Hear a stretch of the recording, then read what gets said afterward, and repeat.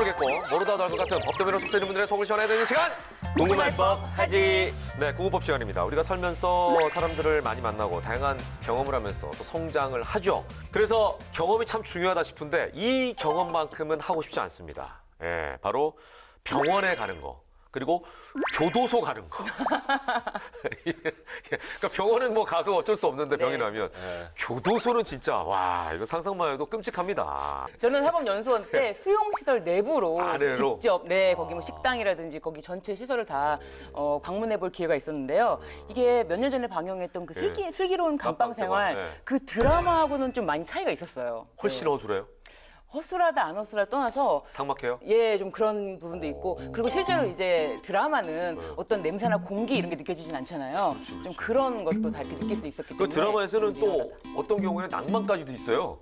맞아요. 근데 실제는 그렇지 않겠죠. 예. 자, 반면 요즘 이제 교도소 수용자들에 대한 이제 인권 침해 문제가 또 대두가 되고 있습니다. 이게 아마 현실이 아닐까 싶어요. 지금 신변이 얘기한 부분에. 오늘 교도소 생활과 관련된 사연이 준비가 되어 있습니다. 어떤 이야기가 준비됐는지 함께 들어보시죠. 출발합니다. 수감번호 1746번 오늘부터 여기서 지낼 방입니다. 자, 새로 들어왔다고 문제 일으키지 말고 잘 지내도록 하십시오. 아따 왔구나 신입이 왔구나. 우리 신입이 자기소개 한번 해보거라. 예, 안녕하십니까. 이 박태랑이라고 합니다. 뭐 사실 제가 여기 올 사람은 아닌데 피치 못할 사정과 오해들. 됐고. 아유, 그런 건 필요 없어. 아따, 관상을 딱 보낼게 그냥. 곱상하게 생긴 척 하지만 그 내면이 허먹하게 생긴 것처럼 보여. 폭행에 들어왔구만. 아니 형님, 그거 어떻게 아셨습니까? 역시 보통 분이 아니시네. 이놈의 자식이 또 브레인을 딱 알아보는구만. 내가 사기 전과만 삼범이요, 쓰리스타. 사기가 또 교도소 내 브레인 아니겠어. 역시 외모부터가 브레인 포스가 좔좔 흐르시는 게 보통 분은 아니라고 생각했습니다. 아따, 자식이 사람 좀 볼 줄 아네. 이제 니는 내 동생이다. 네 형님. 군군과 태랑은 교도소에서 만나 형 동생하는 사이로 발전했습니다. 하지만 교도소 생활이 쉽지만은 않았는데요. 형님 어딜 만져요 지금? 자, 이놈의 자식이 만지긴 누가 만진다고 썽을 내고 난리여. 아따, 좁아서 살이 좀 닿을 수밖에 없다니까. 좁아도 너무 좁아버리니까 진짜 돌아버리겠네. 진짜 천장 보고 잠을 잡은 게 언젠지 기억도 잘 안 나요. 맨날 앞사람 등만 보고 칼잠 자고 날씨까지 푹푹 찌니까 가슴도 답답하고 숨도 차고. 형님요, 저 이러다 죽을 것 같습니다. 내도 교도소 생활을 만큼 해봤지만 이건 해다 너무하구만. 햇빛 하나 안 들어오고 통풍도 안 되는 코딱지만한 방에 7명이 이리 산다는 게 말이 되냐고. 아따, 나도 죽겠다. 궁금이 사냐. 아유. 태랑 씨와 금금 씨 그리고 다른 수용자들은 작은 방에서 7명이 함께 지내야 했고 평균적으로 한 사람당 0.37평에서 1.15평 정도가 주어진 셈이었습니다. 결국 비좁은 교도소에서 불편한 생활을 하던 태랑 씨와 금금 씨는 출소 후 결심을 하게 됩니다.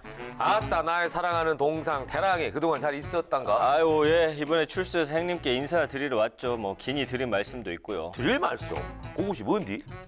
제가 생각을 해봤는데요. 우리 교도소에 있었을 때요.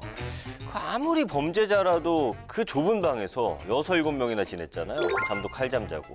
이거 아무래도 너무한 거 아닌가 싶어서요. 그럼. 그것은 인권 문제지. 나가 그것만 생각하면 아직도 숨이 턱턱 막힌단께. 그래서 말인데 우리 소송합시다, 형님. 손해배상 청구 소송이요. 아니, 교도소 방이 좁다고 소송을 해야? 그걸 누구한테 소송을 한다냐? 누구긴 누구예요. 이 정부한테 해야죠. 소송합시다, 형님. 정부한테? 그게 될란가 모르겠네. 아따, 뭐 그래. 해불자 해. 나가 그 좁은 방에 구겨져서 생활하는 것만 생각하면 자다가 가위가 눌린단께. 소송 콜. 야, 진행해보라. 대신에 소송비 네가 내라. 오늘 사연, 교도소에 생활하던 수감자들이 출소 후에 정부를 상대로 소송을 한다라고 하는 이런 내용인데, 사연을 보면 진짜 교도소 방이 좋긴 좋네요. 한 사람당 1.23제곱미터에서 3.81제곱미터 정도밖에 공간이 없었다고 하니까. 그래서 요즘에 이제 과밀 수용에 대한 문제가 좀 대두가 되고 있는 것 같습니다. 인간의 존엄과 가치를 침해하는 행위다, 이렇게 말하는 분들도 있는 것 같고요. 또 반면에 범죄 짓고 국민들의 세금으로 생활하는데 그걸 불평할 자격이 있느냐, 좀 이런 의견들도 있는 것 같습니다. 맞습니다. 근데 현실적으로 저는 이제 교도소 간 사람들은 사실은 죄를 지은 사람들이고 어느 정도로 감내해야 될 부분도 있지 않을까. 불편함을 감수해야지 그렇다고 뭐 교도소를 호텔처럼 만들 수는 없잖아요. 네. 근데 이걸 이제 손해배상을 한다. 이게 이제 가능한가부터가 궁금하네요. 네, 이번 사건에서는 이제 출소 후 네. 국가를 상대로 손해배상 청구를 한 거지만 네, 네. 현실적으로는 교도소 내에 있는 많은 교정행정이라든지 처우에 대해서도 네, 네, 네. 실제로 많은 소송이 있습니다. 아, 그래요? 대표적으로 말씀을 드리자면 이제 미결 수용자가 재판을 출석할 때 예전에는 수의를 입고 출석을 했어야 됐어요. 예. 지금은 사복을 입을 수가 있잖아요.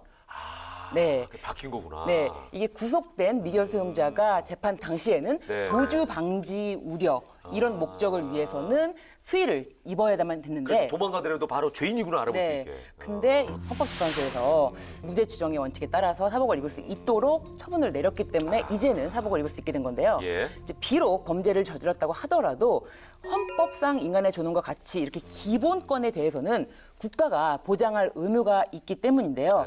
뭐 이 사건에서 지금 궁금 씨와 태랑 씨가 네, 네. 굉장히 좁은 방에 있었잖아요. 예. 이때에도 인권, 기본권인 인격권이라든지 행복 추구권 등에 대한 침해로 국가배상 청구를 할 수가 있는 거예요. 오. 구체적으로 법률을 따져보면은 형의 집행 및 수용자의 처우에 관한 법률이 있는데요. 네. 6조에서 이렇게 규정하고 있어요.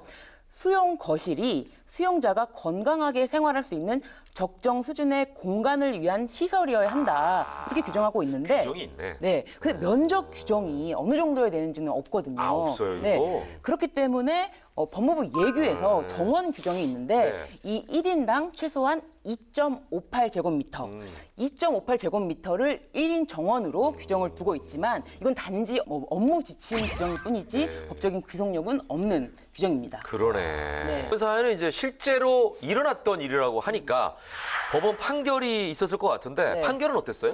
이게 2014년도에 1심 판결이 났거든요. 재판부는 원고들의 청구를 기각했는데요. 네, 네. 이 수용 면적 기준이 없기 때문에 법령을 위반하는 것이 아니다. 그리고 재판부가 또 판단한 것은 구치소 입장에서는 새로 수용자가 들어오는 것을 거부할 수가 없지 않느냐. 그렇기 때문에 국민이 부담하는 세금으로 의식주를 해결하는 만큼 뭐 어느 정도 불편함을 감내할 수밖에 없다. 그리고 실제 현실적으로도 원고들보다 더 좁고 불편한 환경에서 생활하는 국민들도 있다. 이런 면에서 원고들 청구를 기각한 거죠. 아, 그러네. 물론 이제 교도소 재소자들이 편하게 있어야 네. 되는 건 아닌데 그렇죠. 어느 정도 인권도 좀 생각해야 되지 않나 뭐 이런 생각이 드는 거죠. 예. 국가인권의 계산에 따르면 네. 2017년 12월 말 기준 한국 교정시설의 수용률은 최소한의 국제 기준인 국제 적십자사의 3.40제곱미터 기준으로는 152%, 유럽 고문방지위원회 7제곱미터 기준을 적용하면 무려 300%를 지금 넘고 있습니다. 그러네.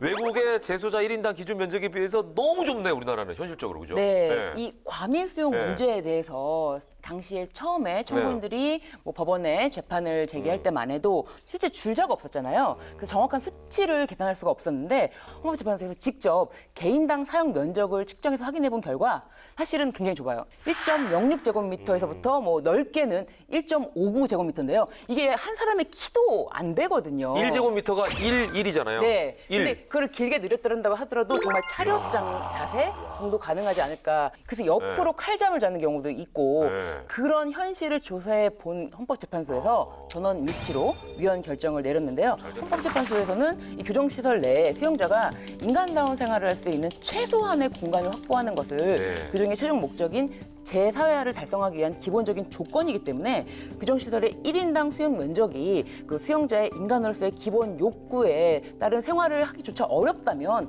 그 자체로 국가 형벌권 행사의 한계를 넘은 것이다. 그래서 수용자의 인간의 존엄과 가치를 침해하는 것이다 라고 판단을 했습니다. 네, 다행이네. 이렇게 헌법재판소에서 이 위헌 판결이 났다면 궁금 씨하고 태랑 씨가 낸 소송의 판결도 좀 달라져야 되는 거 아닙니까? 그러네. 대법원의 판결은 좀 달라졌을 수도 있을 것 같은데요. 네, 헌법재판소 결정 이후에 먼저 2017년도에 네. 2심 재판부가 국가배상 책임 인정했습니다. 아, 그러니까 14년도가 1심이었고 네. 2017년도가 네. 그래서 그래서 2심 법원에서는 뭐 1인당 면적에 대한 직접적인 규정이 없는 것은 맞다.